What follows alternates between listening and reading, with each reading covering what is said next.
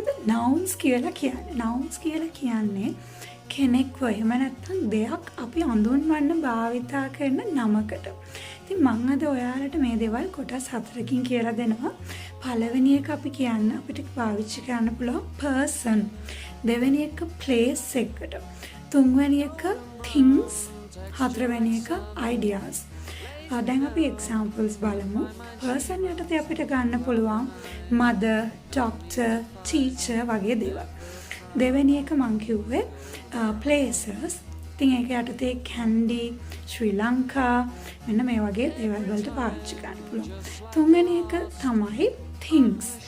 book, pen, pencil, table මෙන්න මේ වගේ දේවල්. හතරවෙනි එක තමයි ideas. happiness, sad මෙන්න මේ වගේ emotions වලට වගේ ideas වලට පාවිච්චි කරන්න පුළුවන්.